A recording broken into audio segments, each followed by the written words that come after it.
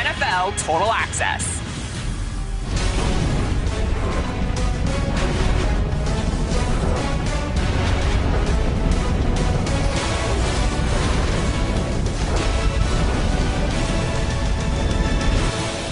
We are just 13 days away from the Super Bowl where the Buccaneers will face the Chiefs. Welcome to NFL Total Access. I'm MJ Acosta-Ruiz. Ah, yes, Super Bowl 55, or maybe I should say Super Bowl Willie. Oh, what's up? Yeah, Willie McGinnis. Oh, how you doing? You know a little something about 55, don't you? This? You're talking about? I just had. Where did this come from? Where'd you get that? This Back was of your just car? hanging out somewhere on stage. I happened to find it just hanging out. Casual. Yeah. Hold on to that. I know me, you're Willie. busy. I'll be back. The matchups are set, and madness. We need this after the craziest season of all time. Speaking of all time, let's take a look back at the last stop on Tom Brady's road to his 10th Super Bowl. That's right. We go to Bucs at Packers for the NFC championship. The first postseason meeting between these two guys. Under 10 seconds left before the half. Tom Brady, oh man, with a deep throw to Scotty Miller. 39 yards for the touchdown there. The Bucs head into the half with a 21-10 lead. All right, so we fast forward to the fourth. 2:15 left in this one. Packers trail by 8, third and goal. Aaron Rodgers looking for Devontae Adams, but it was broken up in the end zone. On 4th and goal, Matt LaFleur said, let's kick a field goal. They get it, but still trail 31-26. Clock winding down here. Buccaneers with a 5-point lead and trying to seal it. 3rd and 5, Chris Godwin takes it 6, gets the first down. That's game. Buccaneers win 31-26. First team now in the NFL to host Super Bowl.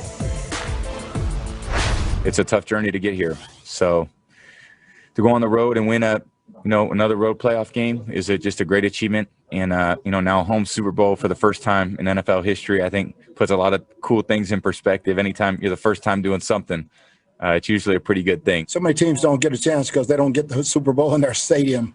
It was obviously the goal of ours to start this season, but getting to the Super Bowl wasn't what our goal is. Our goal is to win it. It's just hard to have a lot to say about something that you were not prepared for. Had a lot of confidence in everything going into this game, and it hurts right now. I hurt for everybody involved. I'm just pretty gutted. It's a long season. You put so much into it to get to this point. And then, the way, we had our chances. All right, Willie, last Wednesday, you had your eye on that NFC Championship game. Look at your headline. The host with the most. Nailed it. Tom Brady is doing just that. And listen, I agreed. Doubled down there saying not only would it be Brady in Super Bowl 55, but also Patrick Mahomes. Yep, the GOAT and the kid on the front page of the Costa Inquirer there. So it shall be. We can go into the newspaper business. Yes. No, I like it right here on TV. That was last Wednesday, right? It was last Wednesday. Okay, I'm just making sure. David Carr and LaDainian Tomlinson joining us here as well. Guys, NFL history made a couple different ways over the weekend, but for Brady and the Bucs, this runs deep, man. Tom Brady, per usual, unbelievable despite those 3 picks he threw. Yeah. To that end, Willie, though, that Bucs defense playing lights out. Absolutely, and they're going to have to continue to play lights out, but the defense in the front four, to be precise, is what gave them the opportunity to win that football game, getting pressure on Aaron Rodgers. And when you look at how they did it with 4 guys, okay? 4 guys going against 5 pretty much the entire game. Watch Pierre-Paul right here. He's going one-on-one on Brian Turner. This is just a speed to power with the pole arm. Aaron Rodgers is in his comfortable place in the middle of the pocket.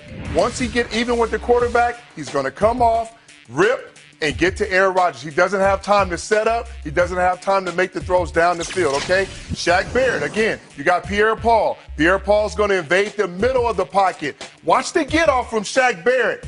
He got off the ball cat quick. He's 2 yards behind the tackle before he can even get out of his stance. Okay, Aaron Rodgers feels this pressure, but guess what? He cannot stand up and run up in the pocket because Pierre-Paul is there. Turns into a game. Okay, now, Todd Bowles did a good job of calling games with the front four. Not all straight rushers. You got an ET. Pierre-Paul first, Vita Bear around the side. Sue's going to get double, and Barrett's going to seal the edge on the backside. Watch how it plays out. Pierre-Paul crashes the middle of the pocket where Aaron can't stand up. Vita Bay, you're the contain guy. Get around the outside. Shaq Barrett, he's got the edge. He's even with Aaron Rodgers. Nowhere to step up, nowhere to get outside, nowhere to run. They did a great job of being disciplined in their pass rush and it being effective in sacking and affecting the pocket. 5 sacks, in 8 quarterback hits. That was phenomenal by that front. They knew it too, huh? You know what's crazy about that video that you eloquently laid out? That's not the first time that the Packers had seen that type of ability from those pass rushers. So what baffles me about this entire game, and it was hard to get over, the situational football is one thing, and kicking the field goal instead of going for the touchdown. And there's a lot of things right at the end of the half, giving up a big touchdown, to Scotty Miller. That can all be handled internally. But the thing that bothers me, it's the head coach, Matt LaFleur. He knows those guys have mad pressure. He can get after them. And they come out, right? It's a 5-point game in the fourth quarter. Brady throws 2 interceptions in the fourth quarter, and it is followed up by incomplete pass, 5-yard pass, sack, punt. Next interception, sack, incomplete, punt. No runs, no screens, nothing to slow down the rush, nothing to give Aaron Rodgers and these Green Bay Packers a chance. The defense fought their tail off to get the ball back, to force turnovers, and all you did was give it right back to him. And that's the thing that's going to eat at him. That's going to bother them. That's what bothers Aaron Rodgers. He's a great player, and he wants to be great, and he wants to make the plays, and he wants the ball in his hands. But a head coach has to be smart, and he has to understand that, yes, I have a great quarterback, but I have to have this system. That's why you guys have been so good the last couple of years. It's the system. It's the running the football. It's utilizing those guys to make your team the best, and they failed to do that. Yeah, David, I love everything that you just mentioned. When you look at this game, you think about missed opportunities if you're the Green Bay Packers. And like you said, particularly on offense, this was the #1 offense in football. And as you mentioned, they have done it by being balanced. They were ranked in the top 10 in rushing.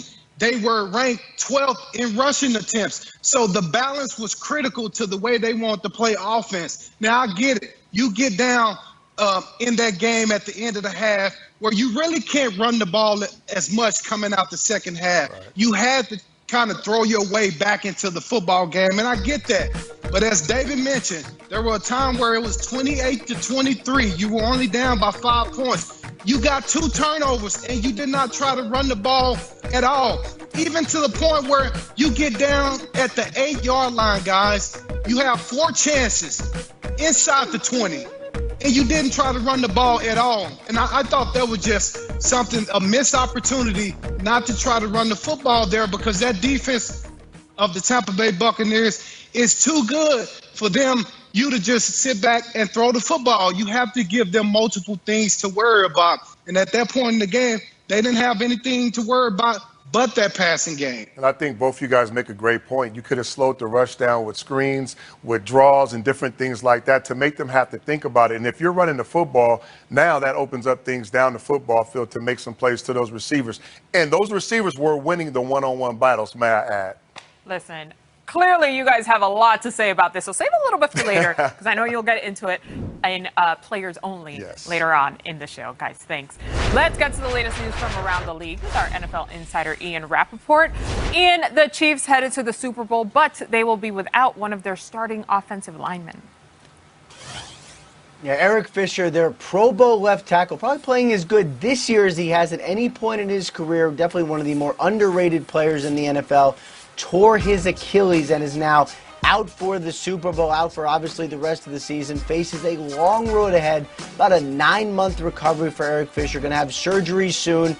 Should make a full recovery, but obviously for the Kansas City Chiefs, nothing more important than protecting Patrick Mahomes. Mike Remmers steps in there at left tackle, got to fill his void at right tackle. Really weakens the entire offensive line and creates a big-time challenge. Meanwhile, another player that we found out is playing through a pretty significant injury is Bills receiver Cole Beasley. He's playing through, a broken fibula. Not fully fractured, but certainly cracked, and something that's bothered him the last month or so. He told reporters, saying, no way I was going to miss a playoff game. Just take some meds and suck it up. Really the latest edition of football players. They're a lot tougher than us, MJ.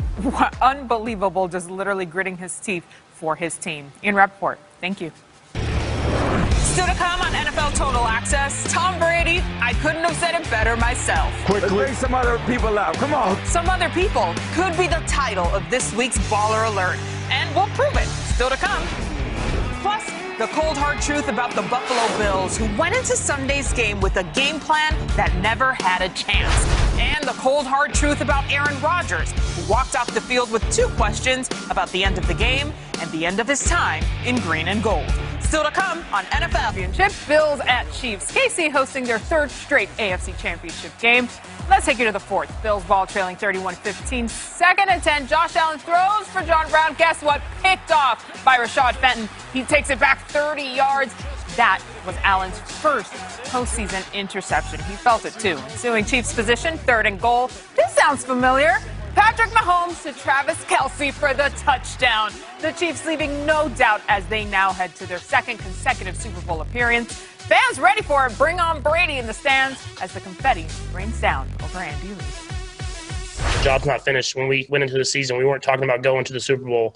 We were talking about winning it again, and we're trying to run it back. And we mean that, and I'm excited for the opportunity to go out there and play against a great football team and try to do that. Obviously, a lot of emotion. Anytime you don't finish the season with the win, I feel like that's the type of emotion you're going to have. But the way it ended, it doesn't sit right with me. How chippy and ticky-tack it got, and I'm disappointed in myself that I let my emotions get to me there. And it's not how you're supposed to play the game of football. And all the other stuff, it is what it is. But I need to control what I can control, and I didn't there late in the 4th, and it's just not good football. All right, let's focus on something that'll make you smile. Look at Andy Reid in the background there. Selfie stick and a GoPro, making sure he gets every moment there of his players like a proud papa. I love that so much. Capture the moment. I get it. All right, guys, we were expecting Mahomes and this KC offense to play at that level, but can we give a little deserved respect to that Chiefs defense, right? Because they were really able to contain these Bills receivers, David. Yeah, they really were. I love the plan Steve Spagnuolo came in as far as the Chiefs defense. And a lot of teams, when you watch them play against the Bills, they're kind of in shock and awe from Stephon Diggs and Cole Beasley and Josh Allen's ability to just make dynamic plays. And so you find a lot of teams will just kind of sit back and wait to see what's going to happen. Steve Spagnuolo and this defense went right at them. And these 3 plays that I'm going to show you why. This is the first 3rd and 3 that they have. Now, Stephon Diggs is open. He has a chance here at the top of the screen to catch this ball. But the ball has to be out of Josh Allen's hand. As he's turning around, it has to be halfway. It's not halfway. It's still in Josh's hand. So it's late and it's inaccurate. And that's what Steve Spagnuolo was betting on, that he couldn't be accurate and on time the entire game. You also have the problem of the RPO, the run-pass option. So what did they decide to do? They decided to play man-to-man coverage and bring pressure. Take the read out of it. We're going to lock him up. So Josh is confused here. He probably could have handed it off. But it's a man-to-man look, and there's bringing everybody. There's no deep safety. So now he doesn't have an outlet to throw the ball, so he kind of hangs on to it, ends up forcing a ball into coverage. It should have been intercepted. It was not intercepted. He got fortunate there. And then this last one pretty much sealed the game. Same type of play. RPO, you read this backside linebacker, it's man-to-man across the board. Well, that linebacker is going to step up and take the run because, like I said, they're playing man across the board. So Josh pulls it. Rightfully so, I'm going to throw this slant. You got a double on the inside, and you got tight man-to-man coverage on the outside. The throw's a little bit off. The receiver doesn't win. The ball bounces up in the air, and it's an interception for the Chiefs. So they challenged Josh Allen to be accurate and on time, and he wasn't able to do it. Now, he's got a lot of growing up to do. He's got to understand what he's seeing and what the Chiefs have done. Other teams are going to try and do. It's a tough pill to swallow, but the Chiefs, credit to them for what they did. That was a great game plan. Yeah, David, you mentioned sitting back and watching on defense. And that's never a great option if you're talking about playing against Patrick Mahomes. You simply can't sit back and watch is what the Buffalo Bills defense did. And I just felt sorry for what they were displaying out there on the football field because you cannot just sit back in zone and let Patrick Mahomes carve you up. Let me ask you guys a question. What's the difference between throwing the ball 10 yards to Tyreek Hill and watching him go 71 and throwing the ball over someone's head for 71 yards? There's no difference. It still equals out to 71 yards. So that was the approach that the Buffalo Bills took. They said, listen, we're going to stay back in our cover 2 zone. We're going to hope that we can get pressure with our front 4, but we're going to try to make Patrick Mahomes hold the football. And I get it because when you look at that first matchup, what did they do? They just ran the football against that cover 2 defense of the Buffalo Bills. But in this situation, the weather was totally different. If you guys remember the first game, the weather was bad. That's why they ran the football. This time the weather was great. And Patrick Mahomes was able to just sit back there and carve up that defense. So I just thought it was a bad game plan from the Buffalo Bills standpoint. LT, you probably have 2,000 yards in this type of system as a pass catcher and well over 1,000 as a runner because they have so many interchangeable pieces that can switch different job descriptions. They all can do it amongst the game plan that they have the script. And you talked about it. So many man beaters, so many one-on-one beaters. But the X factor to this offense, when it's all said and done, is Kelce. Travis Kelce is the guy that can play every single position as a receiver. He plays the true tight end in the Y. He plays the H. He'll play in the slot. He'll play the X. He'll play the Z. They'll motion him. They'll use him all over the field. So he's the guy that gets lined up and he finds those mismatches. When you talk about the zone, he's the guy that's going to find the holes in the zone. When it's man-to-man, you got to chase those fast guys down the field. Guess who's got the one-on-one underneath to intermediate routes? It's Travis Kelce.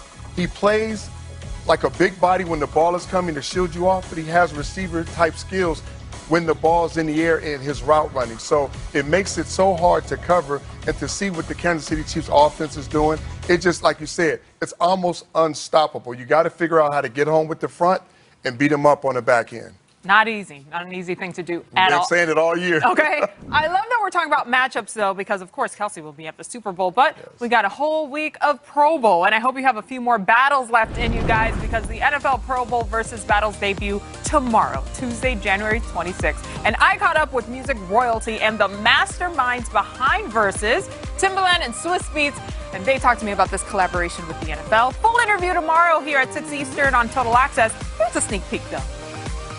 We have players that they're going head-to-head with their top plays. So as a master of the battle here, I want you guys to tell me how you would guide the players so we know that they're coming correct for this versus battle. Well, always start off with your best foot and make sure your energy is good and come to win. Although it's a celebration, what we do at Versus, it's an educational celebration, which is an educational music celebration. And this event is going to be an amazing sports celebration, big time. Fantastic. So to come this week on NFL Total Access, Tuesday is brought to you by the number 12, as in week 12 when Tyreek Hill went off for 269 yards and 3 touchdowns. Bucks, adjustments are necessary, but what are they? Wednesday is also brought to you by the number 12, 12 Super Bowl appearances between Pat and Tom when they meet in Tampa. Kurt Warner has a not so obvious angle to look for in this one. But first, our next segment is brought to you by the number 12, as in Aaron Rodgers, who was hit with questions about the future after the game. Our guys have answers after the break. Touchdown,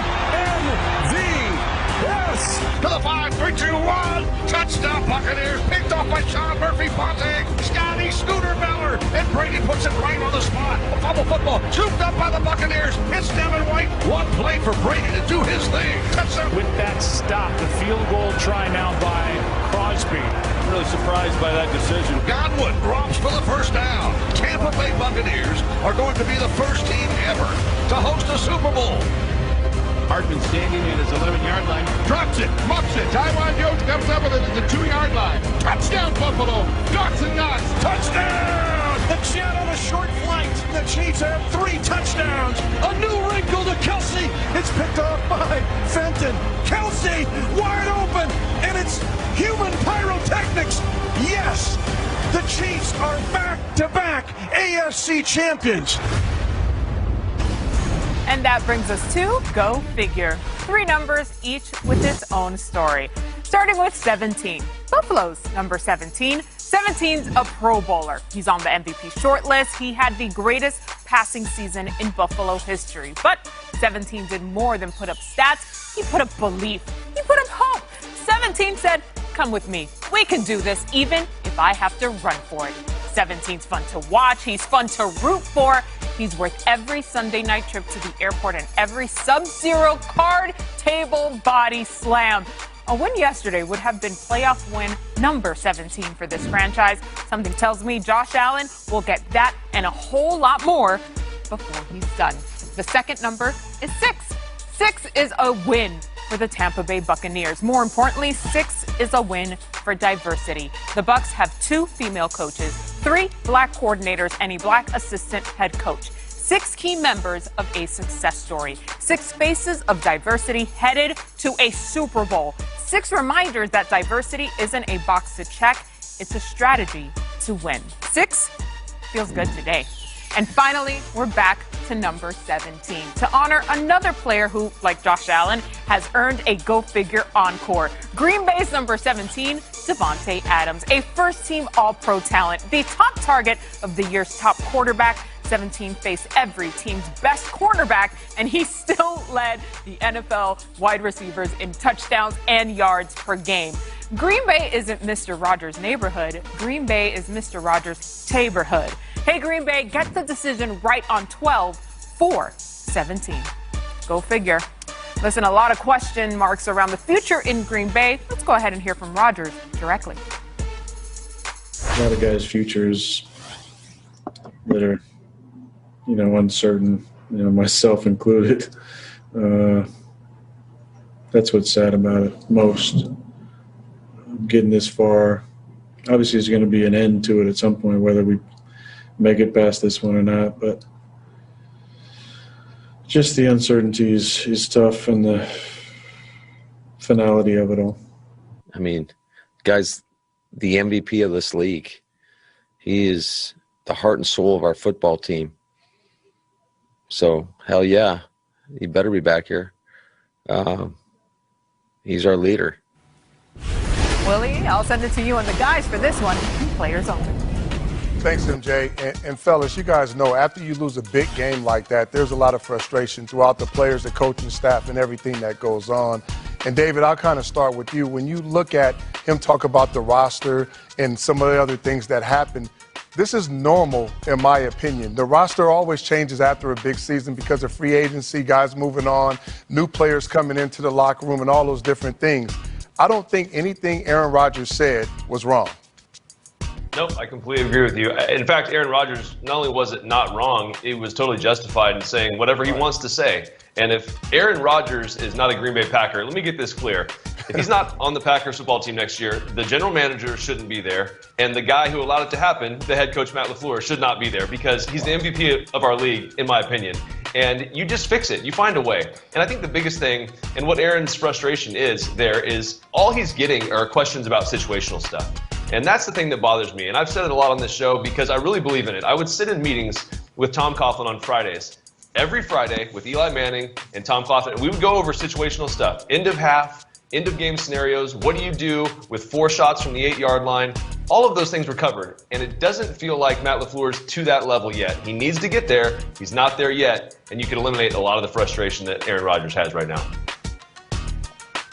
Yeah, I hear both of you guys with the frustration part. I guess I'm looking at the fact that, did you guys hear whenever he talked about the uncertainty?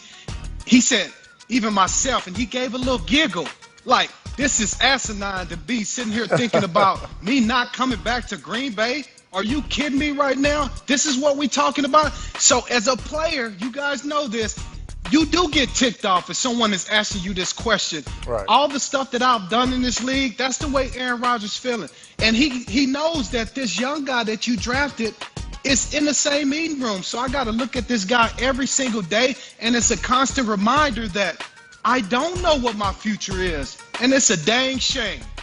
Yeah. You talk about a constant reminder. Aaron Rodgers sat behind Brett Favre for 3 years after being drafted in the first round, so he knows all too well what that feels like. But the difference is his skill level hasn't depleted. He's still playing at the highest level. He's the MVP. So that takes me to my other point. When the game is on the line, and David, you talked about situational football. You want your best players in position to make plays, correct? So when the game is on the line, Aaron Rodgers also is frustrated because you're walking your best player on the field, off the field, when you need to win a football game by a touchdown. A field goal does not win a football game. Regardless of the timeouts and all the time you have, you're still down by 5. You still need a touchdown and the 2 extra point and the 2-point conversion to win the game. So Aaron Rodgers in his mind has said, I've done this a million times. I've been in 2-minute situations. I've made plays in the biggest games. My teammates trust me. I am the MVP.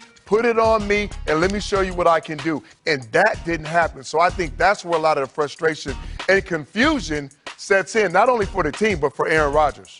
Yeah, you mentioned a lot of that stuff, and you even heard LaFleur say that he wasn't prepared for this feeling. Well, you need to be, and you need to also be prepared for that situation that you laid out, and LT laid it out earlier. And when you have that scenario, and you're inside the 10-yard line, and you gain 0 yards on the first 3 plays, and then your quarterback comes off the field, shocked that you kicked the field goal, there's some miscommunication that's happening right there, and there's some guys that need to be on the same page, because as soon as you cross the 30, you need to know, and Aaron needs to know in his headset, hey, we're going for it, we got 4 downs, or we got 3 downs, we're going to take a field goal there. If that's not happening, LT, that's some real issues. Yeah, absolutely. And guys, this is what I'll add to it, and I'll finish with this.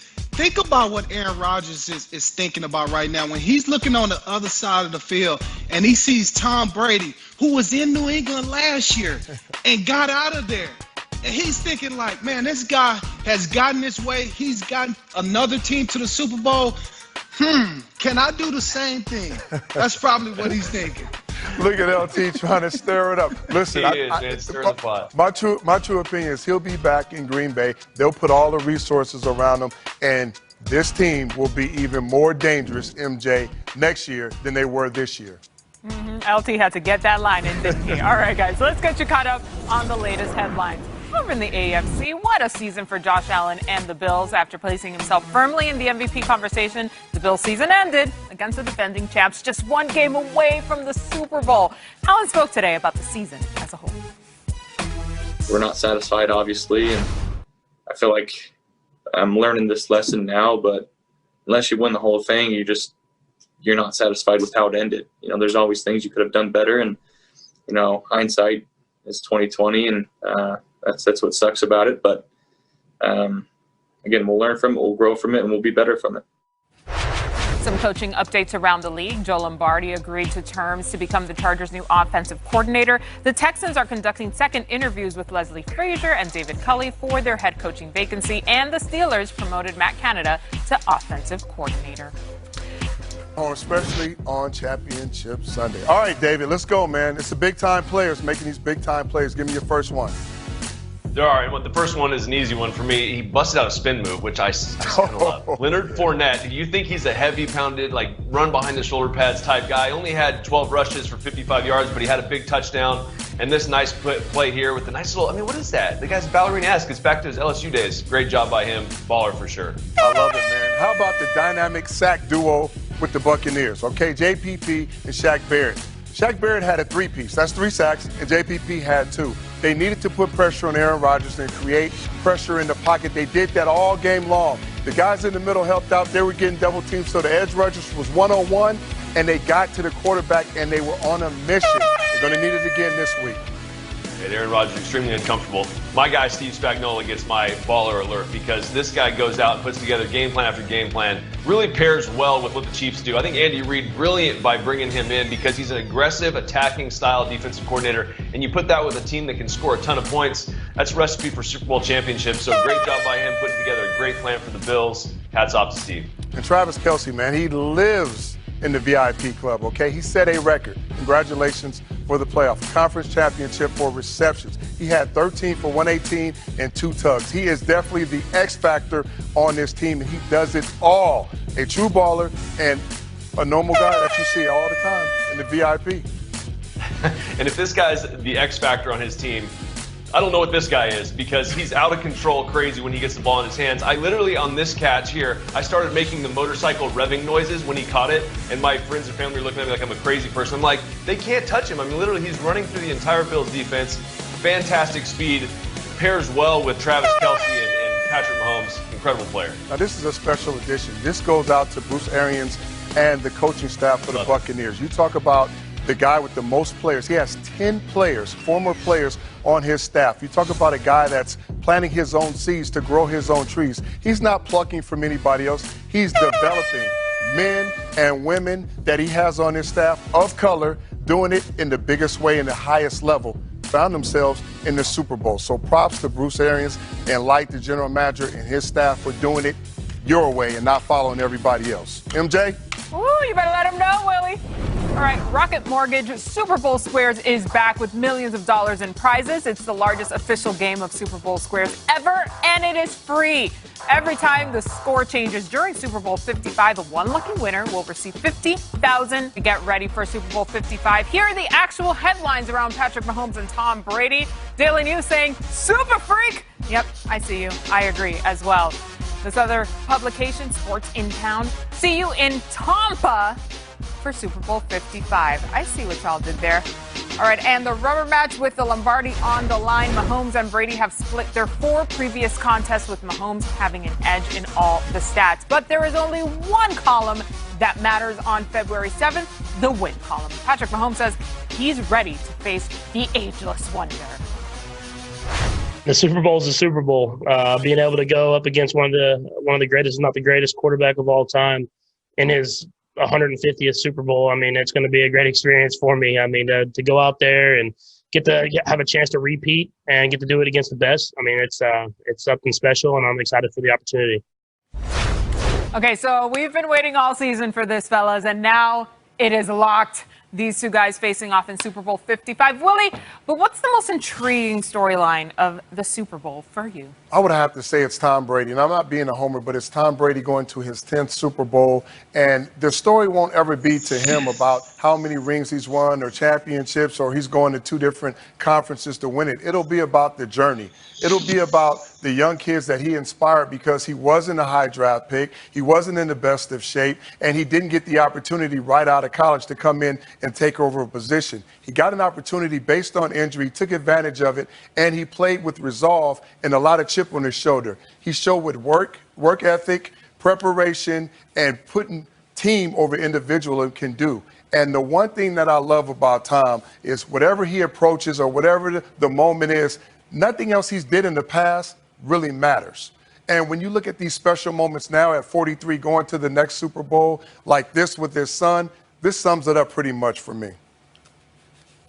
Can I say hi to my son?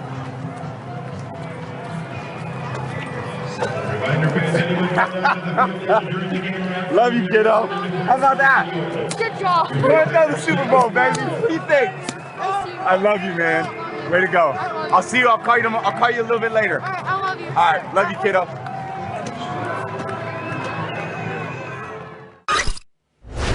I'm guessing that was Jack as his oldest son. And here's the special moment right here. He's asking, can he say hello to his son at the game? I mean, how special is that? That just shows what kind of guy he is. I tell everybody that he's a better person than he is a football player, and that says a lot about him right there. Yeah, that's really cool, man. I think that when you look at the Super Bowl, it's always fun for me to look at the depth of the storylines and to see how far you can really dig. Steve Spagnuolo played against Tom Brady, and you guys will remember the New York Football Giants with that front 4 coming after him. I mean, I'm looking at the front, and so when I look at this, how is this game going to be decided? I think about Eric Fisher and that torn Achilles. That's a huge loss. Yes. Think about what David Bakhtiari meant to the Green Bay Packers against JPP and Shaq Barrett. I think that if this is an issue, if this is something that the Buccaneers can take advantage of, just look out. I feel terrible for Eric. You don't want this to happen to anybody. You want everyone to be at full strength. But man, that opens the door for these 2 monsters on the outside to really pin their ears back and get going. Let's see if they can make it happen. Yeah, David, and I'll piggyback off that because everybody's going to talk about the offenses, and we know rightfully so. But I'm going to piggyback, like I said, and talk about both of the defenses. And I know defenses doesn't win championships anymore. I'm sorry, Willie.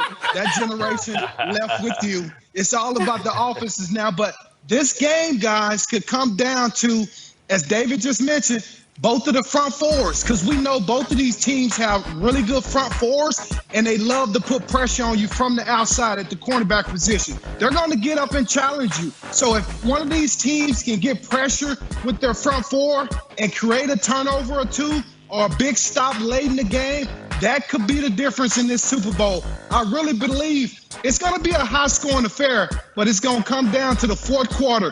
Who can get that stop at the end of the game? He's talking about the defenses, but he said they don't matter no more. I mean, that was one of the most interesting things. How you going to back roll on that? I said they don't win championships no more. They don't win championships. They do I matter. thought that was the NFC championship they just won. I'm just going to let you button that We'll up. talk Willie. off record. We'll talk We'll talk offline about it. I know that we dissect the storylines, fellas, and I love this because it gives us a few key points to look at, but I'm here for the crazy plays. And we have 10 things to get to before we can put this show to bed. 10 things as in 10 plays. 10 plays as in the best 10 plays of the playoffs so far. Coming up next on NFL Total Access. NFL Total Access. Apologies presented by proper number 12. Willie, who had the best defense of the playoffs? Well, it had to be the Bucs. I mean, when you look at what they did as far as getting after the quarterback, they have the most giveaways, they have the most sacks, and they have the most takeaways. So if the Bucs defense is playing in the Super Bowl, it's because of what they've done in the last 3 games they played. And you got to be able to affect the pocket, you got to be able to take the football away, and you got to be able to get off the football field and limit teams to points. And they've done a great job at doing that. So that's why they're playing in the big game. That's how you get there, despite what LT might infer about defenses and champions. We don't need defense. What a crazy season it's been, guys. And listen, the postseason has not disappointed us. Neither did we expect it to. So let's take a look back, settle in at the top plays of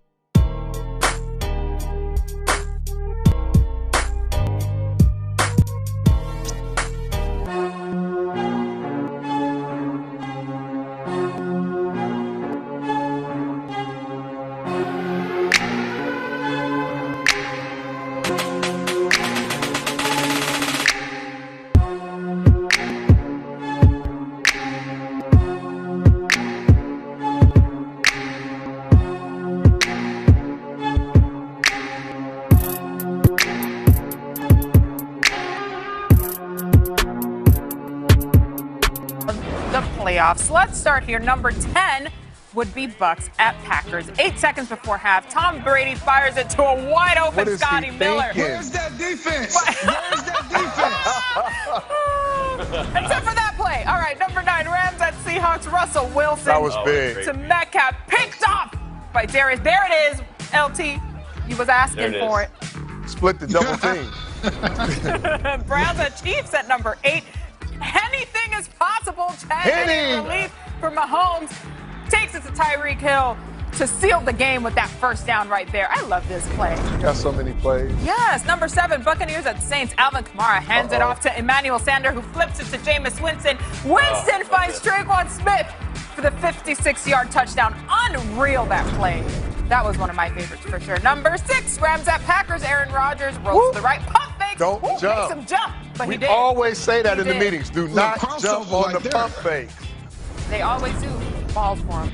All right, number 5, Bills at Chiefs. Patrick Mahomes to his boy Travis Kelce. Done and How done. many times have we seen this one? David. I know, right? I mean, how many times are people going to let that happen? Romo Never called get it every before it even time, happened. evidently, David. Every time. Number 4, Buccaneers at Packers. Leonard Fournette up the middle, sees nothing. LT, come on. Sweet feet. That's sweet feet right there. I'll see you, Fournette. Fantastic. Ravens at Bills in the number 3 spot. This was one of my favorites. Taron Johnson, 101 yards To the crib. to the house. Ridiculous. Set a record, correct? Wasn't even out of breath, it looked like. Just out there. What's up? It's the Showtime cam. Number 2, a little more action there. This goes back to Tyler Heineke. He keeps it for himself. We got a Henny, we got a Heineke, we got a little bit of everything. What I love here is what his team, look at that, Chase Young loves it. Put some respect on his name. And number 1, Ravens at Titans. Oh, Lamar. See ya. Lamar. Don't give him an inch. See ya. There he goes. This was 48 yards for the touchdowns as they beat the Titans there. I miss Lamar Jackson plays. Don't you guys? I do. I love this one. Titans don't. LT, I know you're grinning here at that nice run. What was your favorite moment from Championship Sunday specifically? Is that me? Yeah, LT. I'm sorry. Yeah, okay. Okay, I'm sorry. Bruce Arians, guys, I always find pleasure in seeing guys do something for the first time. Now, I know Bruce has been to the Super Bowl as an assistant, but not as a head coach. And the look on his face whenever he knew it was going to happen, he was like a kid in a candy store, man. It was so awesome to watch him go through that. Yeah, I'm going to keep this really simple. As much as we talk about the quarterbacks, and we're going to do that a lot in the next 2 weeks, we're treated to a great matchup here. Tom Brady on his way out, passing of the torch. Pat Mahomes, the young kid coming in as the MVP, had the Super Bowl championship. This is just going to be a great matchup, and I'm jealous from the quarterback's perspective. We get to watch these guys play one more time. David, did you say he's on his way out? I thought he was just getting started. So I'm going to continue to talk about him. I'm going to give him some more love. And, we saw the moment earlier with him, embracing his son, asking, can he go say hello to his son? But it's like the moment never gets old when you're playing in the Super Bowls, and you can never get used to it. And all the